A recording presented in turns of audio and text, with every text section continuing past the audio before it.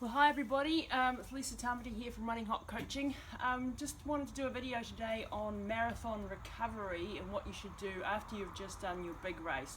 Now this is valid for marathons or even for ultra marathons, just extrapolated a bit longer.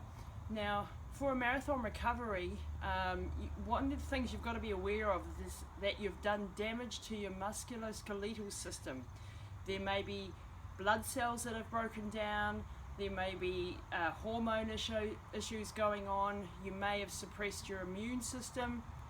There's a whole lot of things that you won't even feel that are actually going on in your body. So you need to have a 2 to 3 week period after a marathon where you're taking it easy. Now, I just had a friend who just did a marathon, and a couple of days later she wrote me she was doing interval training. Now that is a real no-no.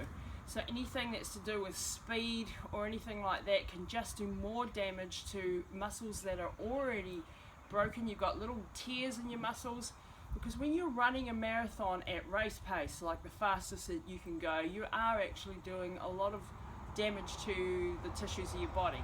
Now that's not a bad thing, because you will get better, you'll get stronger from it, but you do need to give your body time to heal. So typically in the day after a marathon, in the 2 to 3 days, maybe some stretching. Stretching is really crucial. You're going to have very sore muscles, so mobility work, getting on your foam rollers, on your massage, the massage balls, maybe going and having a proper massage if you can. These are the sort of things that you should be doing. You might want to go down to the local pool, do a bit of swimming training, anything where your body is not being impacted, or high impact sports like running. You want to give that a break. Now for the first week I recommend not running at all. Other coaches say, yeah, you got to go and do a recovery run. I'm not a big fan of recovery runs. I am a big fan of recovery stretching, yoga, Pilates, and also resistance training.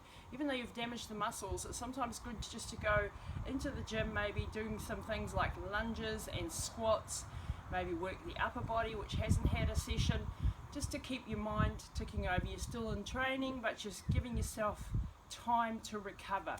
Now for the ultra marathon distance, this is even more and more important. If you've been doing 100k or goodness, like a 100-miler or something, it can take months for your body on a cellular level to come back. If you start training too fast too soon, if you go back out into competition very soon, you run the risk of getting overtrained, fatigued, chronic fatigue. You can have immune system problems, you can have hormone problems, so the stress hormones in the body are starting to get too high, like cortisol. There's a whole lot of things that are going on in your body after a big race, so take it easy, don't burn yourself out. If you're into this running lark, you might be wanting to do it for many years to come, and you haven't just got a 5-minute career. Now I'm speaking from experience, because I know when you have a big success at a marathon or an ultra marathon, you come back and you feel like you're bulletproof and you just want to go harder and go further and go better. That's all very well, but being sensible, and this is something that comes with age perhaps and experience, and I hope you'll take it on board, being sensible is a far better approach. So to reiterate, get into your stretching, your Pilates, your yoga in a big way. No high impact running, so no really hard hill running or really fast interval training in that first week especially. For a marathon it takes like 2 to 3 weeks for your body to come back.